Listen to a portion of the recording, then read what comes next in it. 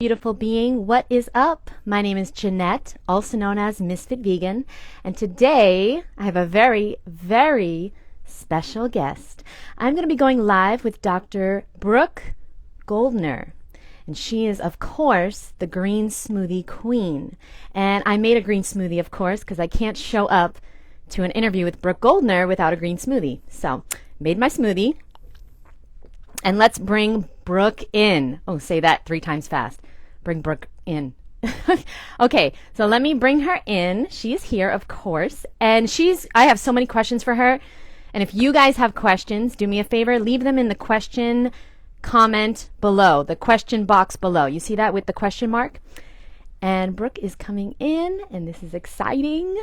So, everyone, I don't have to introduce her. Everybody knows her. Let me see. Let me invite her one more time. Hold on.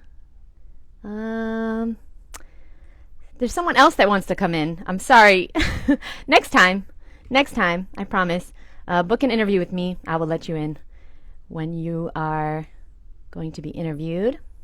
So I'm going to get right into 3 topics that are very, very popular in the raw food community.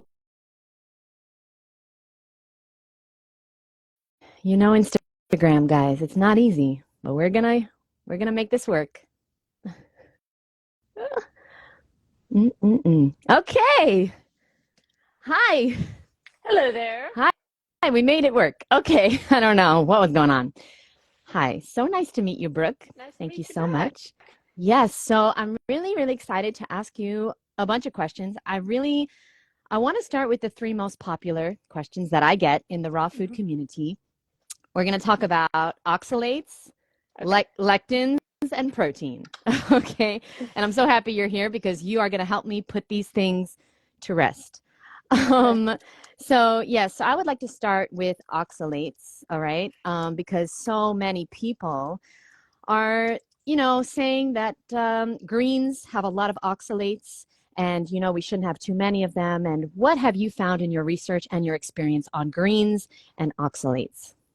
Oh, goodness. So we're getting right into the good stuff. So just for people who don't know me, so my specialty is in how nutrition impacts cellular function, cellular repair, disease reversal. So that's what I do all day is help people get healthy and reverse disease.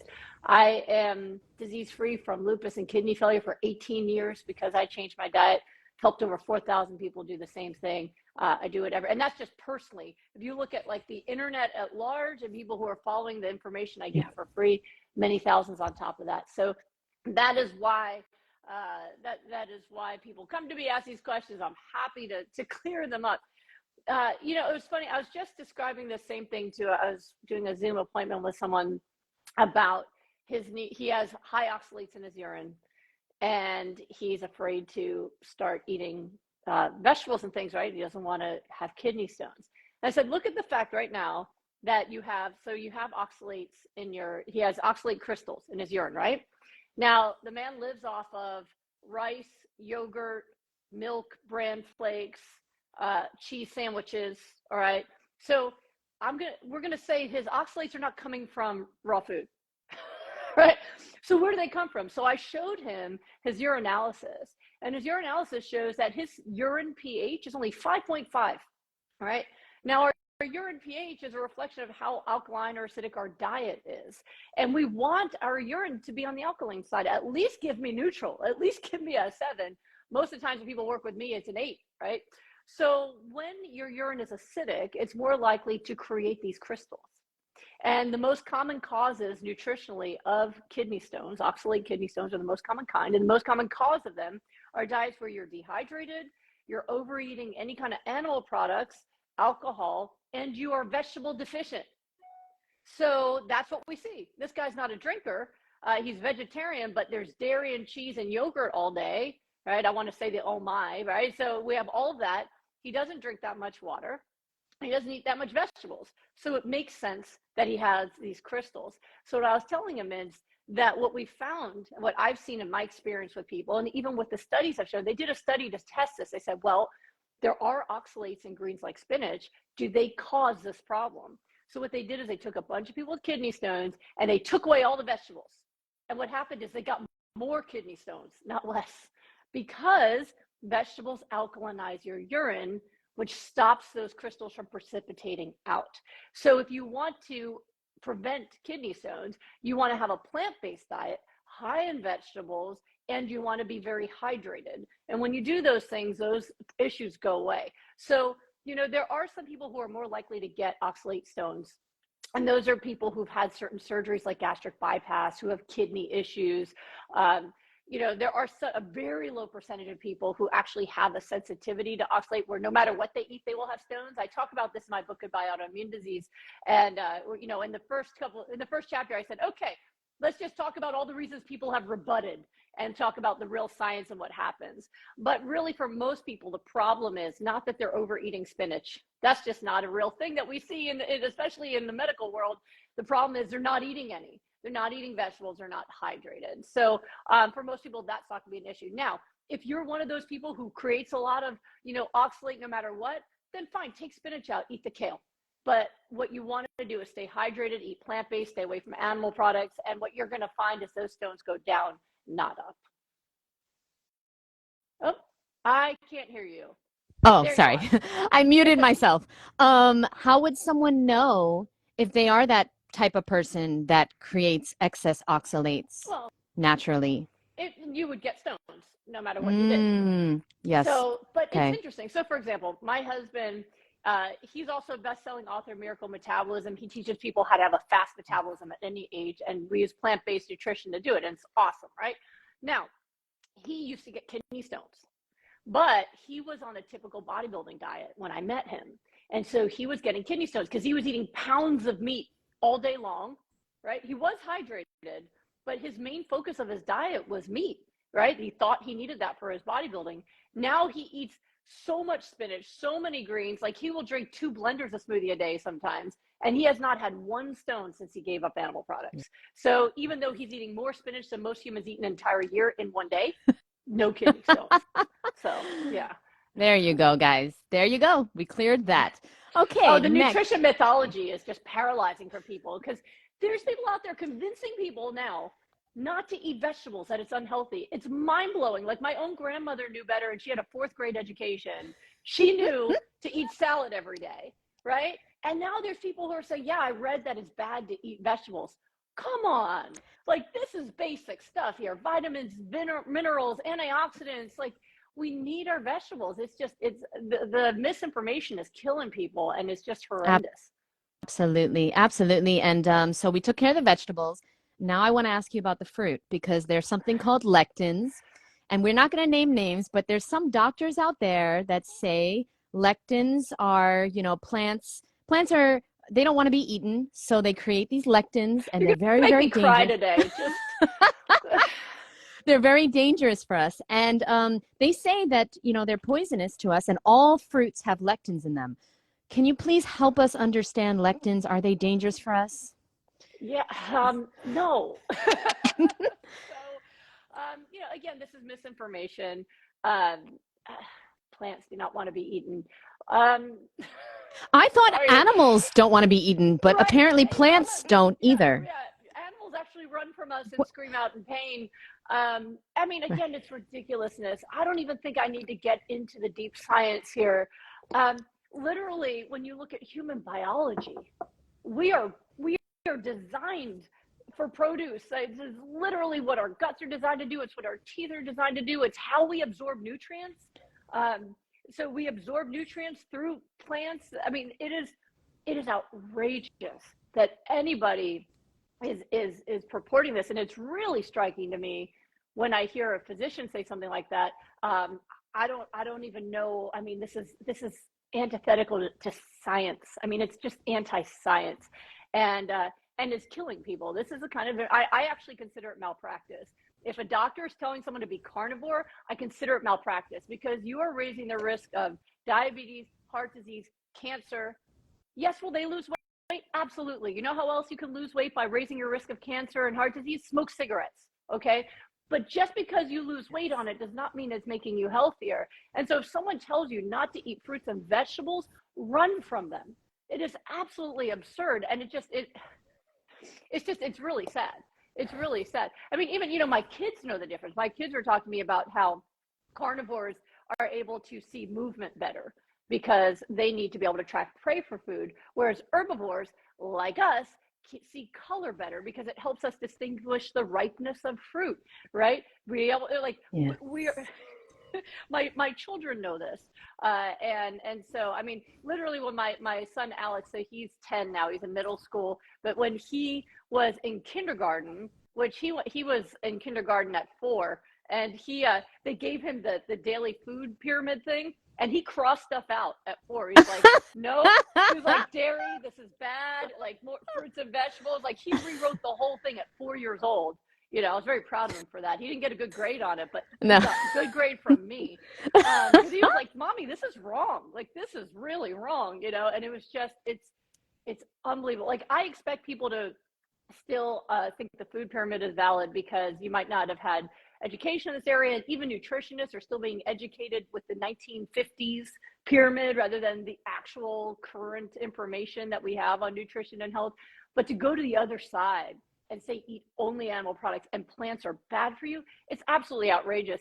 My son Solomon has a comeback book. When he was 12, he wrote it, 50 Comebacks for Vegan Kids. And one of the favorite comebacks he has is when people say, you're killing plants. And he always says, do plants have nervous systems? Do they feel pain? No. Do plants grow back when you eat the fruit? Yes. So they're literally designed to continue to provide us nutrition, whereas an animal, if you cut off a limb, it doesn't grow back. They feel pain. We're not harming the plant. So it's outrageous. And more important than any of this, you got me going early, but more important than any of this is the actual results. You can argue theories and hypotheticals all day. I call it mental masturbation. It feels good. Ooh, You're not doing I like anything. that. It is. You can make yourself sound smart if you want to, but the results are what matters. So I've helped thousands of people reverse incurable diseases using plants. All right. Now, I teach a high raw plant-based diet. My extreme programs for disease reversal are 100% raw. They are vegetable-based, but these programs take people off the kidney transplant list, the lung transplant list. We've reversed glaucoma. We had someone no longer need a root canal. I mean, people's diabetes, heart disease are gone in 3-4 weeks. Like, if you want to know whether or not these foods are bad for you, if people eating these foods, if the plants are fighting back, then these people should be dead. And instead, they are healthy and off their medications. So the results matter so much more than the discussions, because you can discuss till your voice is gone with someone who's got their own thoughts and ideas and own really trying to find one piece of science that supports me. But when you look at long-term studies on health, and when you look at what actually happens to people who switch from eating animals to plants, you can't argue with that. For me, 30 years ago, I was given 6 months to live because of kidney failure or lupus. I'm 46 years old. I'm almost 47. I have zero health problems. Zero. I've had mini strokes. I've had kidney failure. I've had arthritis in my body, and I eat a high raw plant-based diet. I have zero health problems. So the plants haven't fought back enough to take me out yet. In fact, they fought for me. And it's the only reason I'm sitting here. And it's why I'm so passionate about it, because I'm trying to save lives. And then there's other people out there spouting these lies that, they're hurting people. Yes, and they have a lot of followers. And, someone asked in the comments, they said, who would say that? Yes, a lot of doctors say, be careful about the oxalates, be careful about the lectins. And now we're going to, a lot of them. And you might not know it because, you're consuming this kind of content. But by the way, I just want to say, guys, we will get to the questions, I promise. So I see lots of questions. We're going to get to them. I promise I'm going to ask her as many as I can. But you wanted to say? This just happened. So I do free live Q&As every Wednesday for the public, and I get people from all over the world ask me questions. And constantly people will ask me, what do I eat for protein because I want to put on some weight? And every time I'm like, first of all, if you eat just something high in protein and you're not exercising, you'll gain weight, you'll gain fat, right? So people have this misunderstanding, which is because of stuff online, that somehow if you eat something with protein in it, you're just going to magically sprout muscles. And it makes no sense. Logically, it makes no sense. But doctors say that. And, and I've known people who have gotten sick, needed surgery, and then their doctor says, make sure you eat a lot of protein so you can heal faster. And I'm like, what, are they trying to kill you? Like, do you owe them money? Why would they tell you that, right? So I had some people, first of all, everybody tags their carnivore friends when I post stuff like that. And someone actually replied, this one made me just massage my head a little. Someone replied that the proof that humans are not vegan is that we have to eat animal products as newborns. And I was like, all mammals breastfeed. Like, that's not an animal product. Like, that was a good one. I haven't heard that one yet. Yeah. They're like, you can't feed a newborn vegetables. I'm like, you feed a newborn breast milk. Like, what is this? But there were some people from other countries that go, I've never heard of this idea that you can build muscle without exercise. That must be an American thing. I'm like, maybe. I don't know. But I battle this.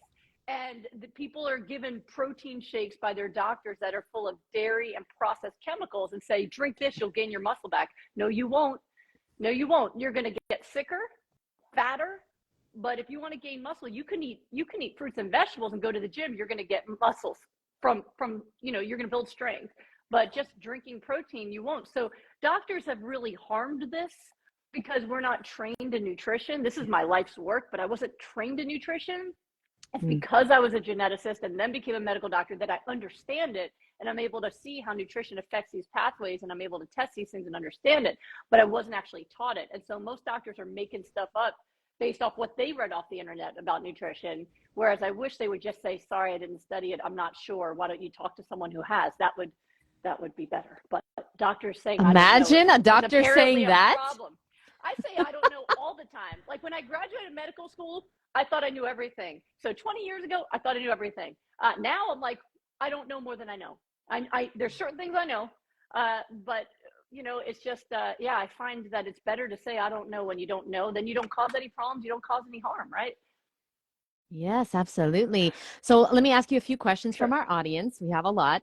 Thank you guys for being here. So someone asked, what do you recommend for osteoporosis, Dr. Goldner? I help people reverse osteoporosis. A lot of people have it, you see me because people come to me with autoimmune disease a lot. They're put on high dose steroids that dissolves your bones. So there's a lot of it. So what's worked is I have something called the Goodbye Autoimmune Disease Protocol, but you can use it for anything. I mean, it's a hyper-nourishment approach where you're eating only the things that are really going to restore function to your health.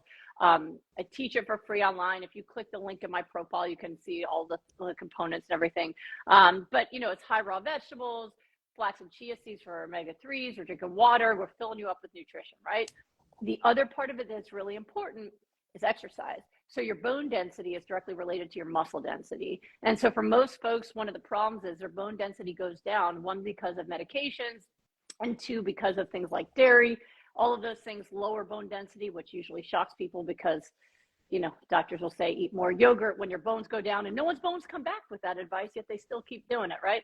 So, dairy, animal products, and medications can decrease bone density, as well as being sedentary. So when people are sedentary, then their bone density goes down as well. And so the important way that you reverse it is the nourishment, and you've got to do strength training exercise. You have to build up the muscles around those bones. And when your muscle density goes up, your bone density will go up too. Everyone wants everything to get better without having to move, and it just doesn't work, No, that makes a lot of sense. Yes, because the muscle will protect the bone. Makes sense. Okay, so now, so many questions from me personally, but I want to respect the audience. Somebody wants to know, Brooke, how do you feel about tofu? It's delicious. I don't know if there's a question about it. Tofu is great. Soybeans, tofu, tempeh. I've seen people be able to eat all of those things and have wonderful health. I eat it all the time. It's delicious. And I haven't seen any problems with it at all. So it gets a lot of bad rap. Usually when people talk negatively about soy products, it's one of two things. One, there was a study a long time ago where they were looking at the impact of soy protein powder and found it to be inflammatory. And it is, just like any processed junk is inflammatory. But tofu, edamame, tempeh are not. So but more commonly, people are worried about something called phytoestrogens. Phytoestrogens are found in soy, they're found in flax, and they're protective. But people who don't understand the science will say that they are estrogens. And again, that leads people down this rabbit hole. If it's estrogen, it can give you breast cancer. No, estrogens and stuff like cow milk, which comes from a nursing cow. Phytoestrogen from tofu, soybeans, flax, is it's something that can bind the estrogen receptor very weakly, and it protects us from estrogen binding, which basically it lowers our exposure to estrogen, which is why studies have shown that it actually lowers people's chances of things like breast cancer because it protects us from too much estrogen. So it's actually great. And I think that it's a wonderful thing to add to your diet. And it is the highest protein plant food there is. So anyone who's like, I will not let go of this protein idea, I want something great, enjoy your edamame and make peace. So. I love it. Honestly, you're in a class all your own, because I feel like a lot of people in the plant-based movement, and especially in the raw movement, they don't trust doctors. Like, they don't trust them anymore. And like, you're a doctor that I really do trust. So thank you for doing what you do.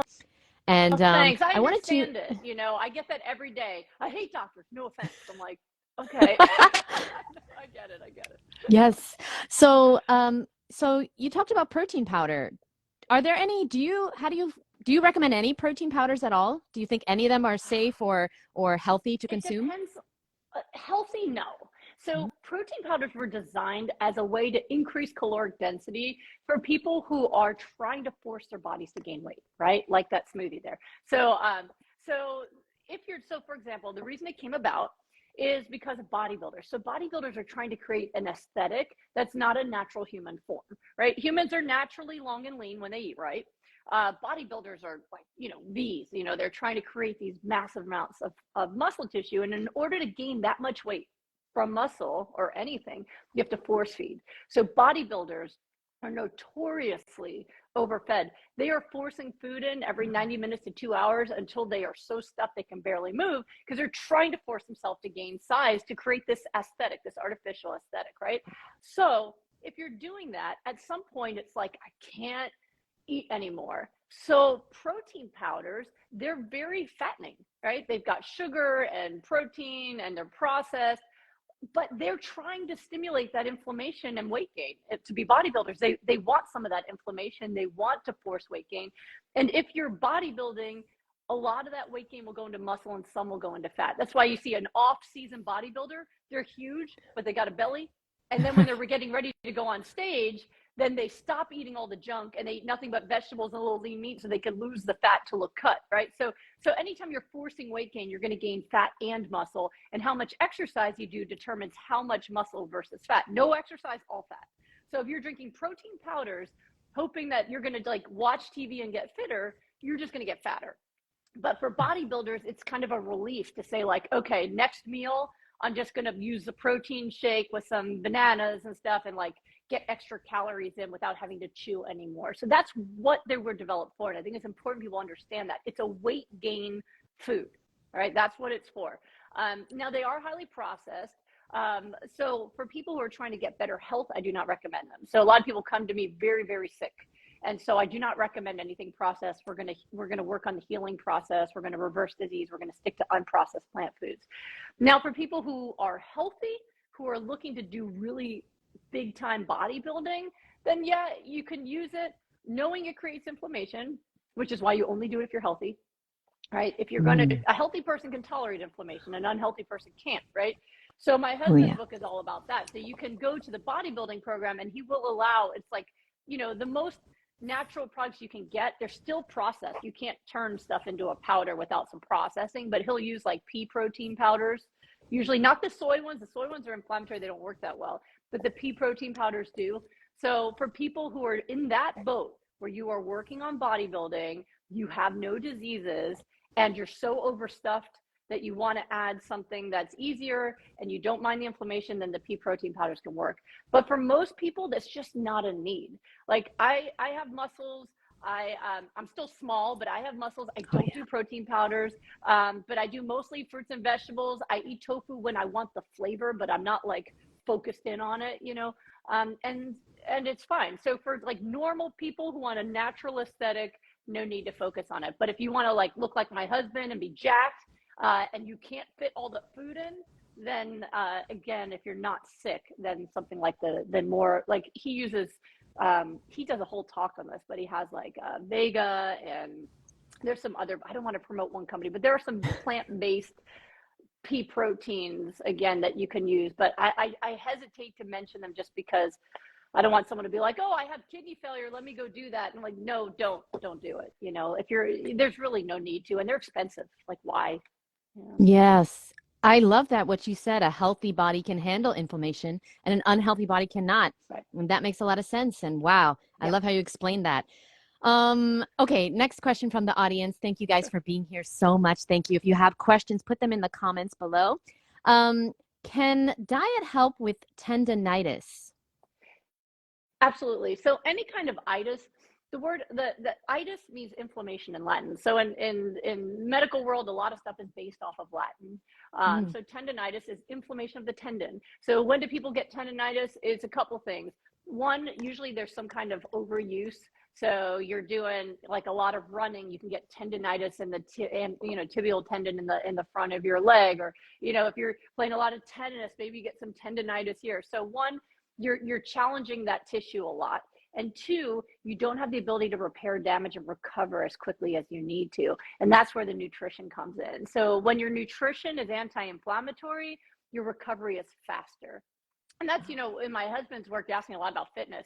He's done a lot of testing and trials and things. And what he has found is that not only can you build more muscle on less than half the protein on a plant-based diet, more muscle than he could on a meat-based diet, but also he could work out the same muscle tissue every day on a plant-based diet that he could only work out twice a week on an animal-based diet, because the recovery is so fast, right? So normally when people say you do a chest workout, if you can't work that chest out again for 4 days, you're not recovering fast enough. Your diet is too inflammatory. But what we've found is that when we eat this way, we can recover so quickly. We can work out those same muscles daily. At most, if it's a really big workout, maybe you skip one day, but your body should be able to heal that. So it's a combination of making sure that you're working out in a way that's not causing damage. You might have to work with a trainer to figure out if you're doing anything, but the other is the nutrition to make sure that you can recover and repair. Wow. Okay. Yes. Thank you so much, Brooke, for Sure. answering. So I got some questions from Facebook. Suggestions for restless leg syndrome. And by the way, so many people have this. Do you find that I'm seeing so many people with this restless leg syndrome? That's, what, I can't give you one answer to that because there's so many different causes of it. So this is an I don't know situation. Sometimes people have it as a side effect from a medicine. Sometimes they have it as a side effect, not a side effect, but a symptom of illnesses. So there's neurological illnesses. Sometimes people have an imbalance of electrolytes they need to look at. So that's something that you can examine. But there's not one way that I would approach this. I would actually do more investigation to try to figure out if there's any identifiable cause. Okay. Yes, makes sense. Absolutely. So now question about the greens. Let's go back to the greens. You're an expert, Sure. obviously, on green smoothies. And guys, you can click the link below if you're watching on YouTube or on Instagram. Go to Brooke's bio, and in her link, lots of freebies and recipes on amazing green smoothies. Now, so someone asked me, well, how much greens do I need to eat every day to be healthy? And there's a second part to the question. So that's the first part. How many greens do we need? So that depends on your goal and your health, right? So if you're trying to get healthy, the more the better, right? That your body's going to use the vitamins, the minerals, antioxidants, other phytonutrients to restore health, repair damage, right? So if you have, they estimate people to have about 100 trillion cells, then, and you have damage to those cells, then we don't know how much you need, right? All we know is you're going to need a lot. So we developed something called hyper-nourishment as a way of intentionally overdosing in the nutrition your body uses to repair itself to kind of hedge your bets, right? So the cool thing about using nutrition instead of medicine is if you have too much, it comes out. You pee it, poop it out, like everything's fine. You overdose in a medicine, now we got a problem, right? So hyper-nourishment is that. It's an intentional overdose. And so I recommend people do that daily just to make sure. I mean, listen, you have too much nutrition, then one, of course, the extra will come out. But two, then instead of work, if there's no disease reversal work to do, you're going to have optimal immunity. It's going to be reversing the aging process. So it reverses the aging process on your skin, your organs. So, you want to do that. You want to have that flowing in your body every day to be able to face the day, right? So I recommend that people aim for about a pound a day. If you're not in this country, then about 16 ounces a day, or 484 sorry about that. Oh, So that's okay. 454 grams, sorry, 454 grams for folks at US, we measure everything incorrectly. So I have to like, so 16 ounces in the States, 454 grams. That's a really good way to go. I mean, they found it's been useful in so many things. I've been using it in disease reversal for many years. But even, recent studies at Johns Hopkins found that cruciferous vegetables, that they actually prevent the flu virus and COVID virus from replicating itself. Well, that's good to have on board, right? As you go through flu season and cold season, and COVID's just still living among us, to have your immune system functioning at that high level and having the ingredients in your bloodstream that can stop a virus from replicating itself, so your immune system has more time to go and grab it. I mean, that's an incredible thing. So I do recommend that even when you're healthy, you try to stick with that. If you have a pound of greens a day or cruciferous a day, it doesn't have to be in smoothies. It just makes it easier. Have like at least a handful, flash your chia seeds a day, drink your water, and you'll just be the healthiest version of yourself. And that's the most important thing you can do. Absolutely. Absolutely. And thank you. Mm-hmm. And part 2 of that question gets a little deeper in the topic. Okay. So just so you guys know, real question. When I put greens in my smoothies, I get really bad diarrhea. Mm-hmm. Hey, it's a real question. Mm-hmm. But how can I get in greens without having this problem? It happens like every time. Well, it might just be that you're having more than you can handle at one shot, right? So there's multiple ways you can handle this. One, if it's just the smoothie version that does that, then eat the greens. Take that, have like 5 to 6 ounces of greens with your breakfast, lunch, and dinner, and just eat them, and that'll work. Sometimes people have to play with the omega-3s a bit. The fat levels might be more than you're used to, and you might have to try to spread them out. I find if people get overloaded, then you take that blender and you split it up into maybe 5 or 6 doses. Instead of having like 2.5 of these, maybe you have like half that amount and spread it out so your gut can kind of get used to it. That's one thing about using nutrition, is it has to go through your gut, and your gut may not be used to getting the right foods. Like for me, I can have a smoothie with a salad at a meal and I feel fine. I've got no bloating. I feel great. Somebody else has a few sips of a smoothie or a little bit of salad and they're bloated and uncomfortable, and then they think that's inflammation. I'm like, no. Your gut just doesn't know how to do this. That's like someone sedentary saying, I just can't run. Of course you can't, but we got to get you walking and we got to get you up, and then we'll start, and eventually you'll walk, skip, run, right? Same with the gut. We might have to train it to be able to handle the nutrition it was meant to have, but eventually your body will prefer it if you stick with it. Okay, yeah, makes sense. Thank you so much. And we have a very big fan of yours that wants to know, they've taken your course, they love you, they've studied everything that you do, and they're curious because you've said that a healthy person can eat as much fruit as they want, right? But someone trying to heal shouldn't have more than 25% of their calories from fruit. Can you explain in your experience why that is? Okay, so first of all, I've never mentioned calories because calories are just not a good way to measure food. So we should just all forget we ever heard that word. Thank you. Yeah, just no. So all of my teaching is result-based. And what we have found is that when people are focusing on cruciferous vegetables, omega-3s, water, something happens in the body where they drop into this healing rate that is profound and unmatchable. Okay. Now there are lots of people who've gotten healthy using cooked vegetables, using all fruits and all those kind of things. And if that works for you, fabulous. But the fast track to reversing disease is focusing on the vegetables, because look at the nutrition density, right? The most nutrition you can find on the planet is packed into cruciferous vegetables. They are by far have the highest dose of the vitamins, minerals, antioxidants, everything you need to repair cells is at the highest dose possible in those vegetables. So fruits have, there's some vitamins, not much minerals, because minerals are in soil. So by the time it gets up into the tree, you're not getting that same level, right? Vegetables, especially cruciferous, they're in that dirt. So they are full of minerals, and most people are mineral deficient. So when you're looking at the fast track to recovery, it's the vegetables, right?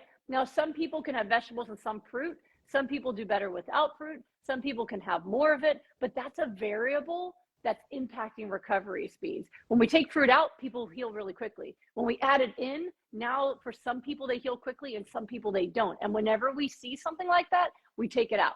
So my programs that are focused on the fastest healing possible are focused on what works every time. That's what I care about. I was sick a lot of my life, and I don't want anyone to be sick a day more than they have to be. So we do what works on repeat, and the vegetables are where it's at. Again, there are people who have great health with many different things. And when you're healthy, enjoy your fruit. Enjoy, like my kids eat tons of fruit. It's fine, right? But they also have their green smoothies every day. They eat very healthy diets. So it's just one of those things where it's all data driven, and it's been thousands of people. And so whenever we see something that's stopping the progress, and then if we take it out, their progress speeds up, then there's something in there slowing them down. What it is, I'm not going to pretend to know. It's just like with cooked foods. Why would eating cooked broccoli slow down recovery over raw broccoli? There's lots of theories out there. But again, once we're in the theory world, maybe we're right, maybe we're wrong. But the results show the raw works and the cook slows it down. Okay, so we'll just stick with what works. So that's where it comes from. And I know everybody wants to have like a solid, here's why. I haven't found that yet. And I don't even have time to look for it. What I know is what works and what works the fastest. So, you know, that's where that comes from. And that's why we teach it that way. Thank you so much for clarifying. Sure. Okay. So I just want to read a testimonial. Sunshill 101, thanks for being here. She said, I've been on Dr. G's protocol for 9 months, and I'm completely off my lupus medication after 6 years of battling. Woo! I love so cool. smoothies now, and I love this lifestyle. Thank you, Dr. G, for your wisdom. You're Wow. welcome. Amazing. I'm so happy amazing. for you. That's awesome. Yeah. Incredible. So someone asked, okay, so guys, we only have like 10 more minutes. So I just want you to know, if you have a question and you really want to get it answered, put it in that question box below with the question mark, okay? And I will see it right away. But okay, so we have a question. Can it help, I guess, your protocol with cataracts or eye problems? I've never had someone do my program for cataracts, so I can't give you anything on that. Eye problems, amazing. So we've had multiple people do my program for glaucoma. Usually it's gone within 5 weeks, which is, I mean, incredible, because people are getting, you know, injections in their eyes, they're getting surgeries, and it's gone.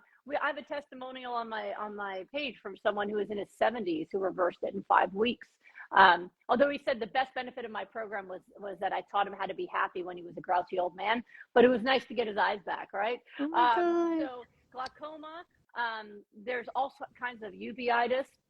So even I've become an expert in rare diseases I never heard of in med school, like birdshot uveitis. Never heard of it in med school. I have a whole list of people who've completely reversed it. There's no cure for it. People, you know, different other kinds of uveitis, thyroid eye disease. Literally have people's eyes rotate back and go into their head that have come out because of hyperthyroid disease or thyroid eye disease. So when it comes to the eyes, they've got blood flow too. And so whatever's flowing through your bloodstream is going to affect all your different organs. So it's actually been really incredible. Plus, even folks who are in my rapid recovery group where I work with them every day, usually within a few weeks, they're like, I can't wear my glasses because their eyesight improves, that their prescription doesn't work. They suddenly don't need their reading glasses. They don't need regular glasses. So, and these are things that we never expected, you know, that we keep seeing things happen where we go, how is this possible? You know, I tested it at first with lupus, it works. Okay, rheumatoid arthritis, it works. And then those same people who had HPV no longer have it and have normal pap smears after years, you know, that their gums are growing back that have receded, that their vision is coming back. And it's absolutely incredible. It just shows us over and over again that our body knows how to repair itself, but it needs nutrients to do it. And so the moment it has what it needs, it just gets to work. And it's just an incredible thing. I always joke with my group that I'm in the resurrection business, because by the time people come to me, it's like everything's failed. They can't get out of bed. And literally one organ at a time is coming back online. The kidneys, the liver, the eyes. It's just absolutely outstanding and remarkable. That's why I'm so enthusiastic about it, because it's just incredible what the body can really do when you give it what it needs. Yes, you're literally saving people's lives. And Yeah, I love your passion. I love everything you do. You're amazing. And I Oh, want to thank you. ask a question, a personal question. How are your what are your views on colonics? Do you think they're necessary? Do you have an experience with them? Everything I teach is about what goes in through this hole. So I have not. Sometimes people like to think Fair it must be enough. the other way. I just like it this way. Like, yeah. So there's folks who swear by them with that kind of stuff. I'm like, if you like it and it works for you, do it. But I have not personally tested to see how do people recover with and without them. So yeah, I don't know. No green smoothie colonic I protocol haven't. from Yeah, Dr. I G. like the taste. I like put it this way. That's what I do. Okay, thank you. I love that. Okay, now someone asked about the root canal you mentioned. So is it possible to like potentially reverse a tooth infection? This was new. All right, this just happened in my last group, and we were blown away because we'd never seen that before. Was someone in my group they needed to get a root canal, and it happened to be scheduled for about 6 weeks later. So they were in our group during that time. And at the end of the group, so it was like during the last week, they went to the dentist and they said, I don't know how to explain it, but you don't need a root canal anymore. And we were like, what? So I don't know. That happened once. It's new. I don't know. But it was just, I've never heard of it before. The dentist never saw it before. After I mentioned that in my Q&A on Wednesday, somebody sent me a message that said, just so you know, like I had receding gums for years and my gums grew back on your program. So I was like, well, that's cool. So I've seen people with Sjogren's disease where they have no saliva and that causes recession of the gums and terrible, terrible diseases in the teeth, and they get better because they produce saliva again. But this is other stuff. So I'm still in awe every day where I'm like, cool, if someone tells me about that. Now, I'm not saying don't get your teeth taken care of, because if you have an Of course. infected tooth, that can affect your whole body. So you do need to go to the dentist. But yeah, that just happened. And we went, okay, we'll just add that to the list of amazing things that we see. Yeah. It Incredible. was Uh, incredible. Like, yeah, because okay. they say, you can't grow your gums back. You can't like do all these things. And well, Yeah. apparently you can. Yeah. Now Yeah. It's someone incredible. asked a good question. Thank you very much. Dolly wants to know green juice. Do you recommend green juice? What's the difference? Like, do you ever juice instead of do smoothies? No, I don't. So one, juicing is it's a pain. Like it's just a lot of work. Yeah. There's a lot of produce. There's a lot of garbage left over. And you're processing the food, like you're removing parts of the food. So juices, listen, if you like them and you're willing to do the work, enjoy. I don't see a problem with them, especially if they're mostly vegetable juices. But for disease reversal, it's a problem because, what works about doing the smoothies are just an easier way to get the salad into the body.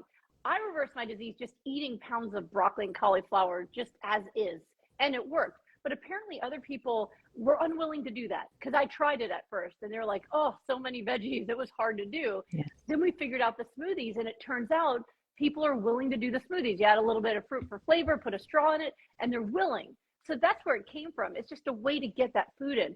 When you're doing the juice, you're removing the skin, which removes the majority of the minerals because the minerals live in the skin, and the fiber, which is also important for immune function. They did a study, it was messed up. It was in rats, but they did a study where they found that fiber alone got rid of lupus symptoms in mice, not rats, in mice. So, that doesn't mean you should just drink fiber. It means we need that as well. All right. So the fiber is necessary for immune function. The vitamins and the minerals are necessary. So juices can't replace that. They can be a nice addition to your diet. For people who are having gut problems where they have just terrible diarrhea and they need a break from eating, I'll recommend juices because at least you're getting some vitamins, you're getting a little bit of blood sugar. But for disease reversal, we're trying to get that whole food into your body. And so the smoothies are the way to go. And you need a lot less produce to make them. You take 16 ounces of kale, you can make a lot of smoothie. That much for a juice, you're going to get like 3 drops. So yeah, they're Yes. totally fine as a part of your health, but they don't work the same for disease reversal. Yes. Okay. Thank you so much. Last question. Okay. And again, guys, I'm sorry I couldn't get to all of them. I didn't know we were going to get so many questions. You're probably used to this, right?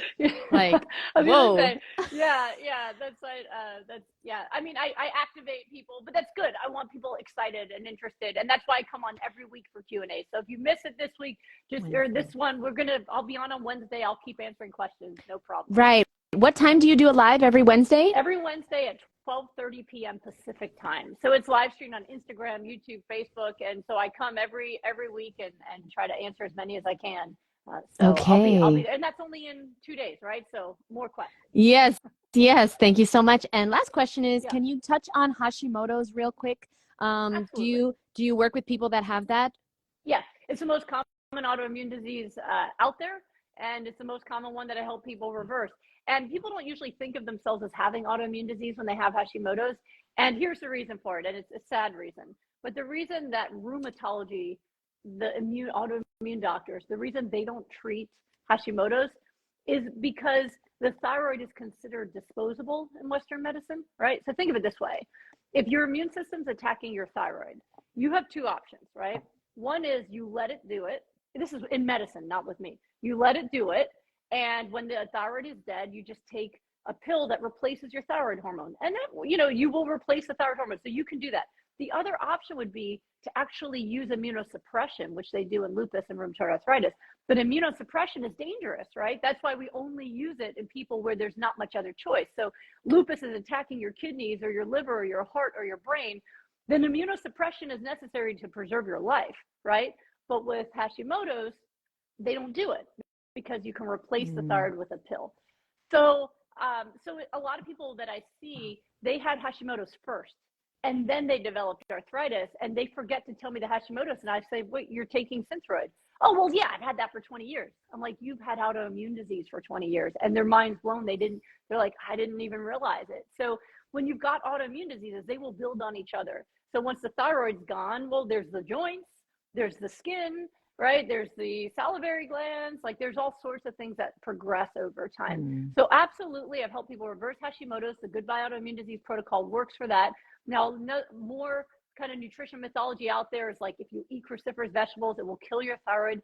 If that was the case, everyone I met would have no thyroid. I would have no thyroid. It's not true. So what people do need to make sure of is you do have to get your daily iodine. I've seen some people where their TSH is high, not because they have Hashimoto's, their antibodies aren't there. It's because they eliminated all salt, or the only salt they have is like sea salt, and it has no iodine. And the government supplemented iodine into salt decades ago because it's a necessary nutrient for your thyroid and your brain. And people were dying from diseases of iodine deficiency. So they went, oh, everyone uses salt. We'll put it in the salt, solve the problem. And it did until now. Now people are like, I don't want stuff in my salt. And so it's something to be aware of. So if you do have Hashimoto's, make sure you're getting your iodine every day, and eat the hyper-nourishment and let your body use that nutrition to reverse the disease. What I've found is for many people, they can quickly, within a few weeks, lower their medicine dosage for Synthroid. Some have gotten off it completely, and others still need it because their immune system was successful at destroying parts of the thyroid, but they no longer have other symptoms. They feel amazing. They have great energy. Their hair's growing. They're not having trouble with their weight, all the other problems, but they might need to take it because they don't have as much thyroid as they used to. But most folks can reduce their medicine usually within the first few weeks. Is there any iodine supplement that you personally recommend? Not really. There's definitely ones out there. If you have a normal thyroid, you should be getting 150 micrograms a day. All people should be getting that. Now, by the way, 150 micrograms is how much is in about 3/4 of a teaspoon of salt. So they did that on purpose, where they're like, everyone, the U.S. daily allowance for salt is 1 teaspoon a day. That will give you how much salt that we actually need in our body for our blood to have the right amount of sodium in it. So they went, oh, we'll just put that in the salt. So personally, I still use the cheap salt. I have not seen it, the iodized salt, the big container, 99 cents, and it's fine. I know some people are gassed. They want everything pure. I just want what works. And if I can use 99-cent salt and have great health, I got no problem. So that's what I use. I don't supplement. But if you prefer everything natural and you've got your sea salt from like some exotic locale that you spend $30 for and you prefer it, good for you. Make sure you have an iodine supplement. So if you have normal thyroid, 150 micrograms. If you have hypothyroid, 300 micrograms. Don't do more than that, because too much iodine is toxic to the thyroid. So you can poison your thyroid with too much. So it's one of those like Three Little Bears kind of situations. That's right. The right amount. Yeah, absolutely. Yeah, so a lot of wow. people struggle because of that reason, especially when they get healthy. They're like, why am I eating so much healthy food and now my thyroid's not working properly? And it's because they didn't realize that all the sodium in the processed junk they used to eat also had their iodine in it. So it's an important one. Wow. Thank you so much, Brooke. You are amazing. I want to just take a minute to acknowledge you and thank you for stepping into your greatness and sharing with the world, you know, what you've been through and just all your knowledge and experience and wisdom. And thank you very, very much for your time today. Oh, it's my pleasure. I'm glad to hang out with you and to see everybody there. Oh, we do, yes, hyperthyroid too. We reversed hyperthyroid as well. But by the way, if you guys are suffering from those diseases, work with your doctors, because in the meantime, you might need medicine to help you not be hyper or hypo. You could have serious problems. So while you're trying to reverse your disease, doctors aren't villains, okay? They're doing their best with what they know, and they do know how to do medicine. So I just want to be clear about that, because medicine saved my life, but my mission is to minimize people's need for it. But if you are sick, sometimes you need that to stay alive while you work on how do I get all my smoothies in and how do I eat my vegetables and all that, right? So just be aware of that. I don't want people putting themselves in danger by stopping medicines that are literally keeping them alive, and they haven't even gotten to disease reversal yet. So I love how you say that.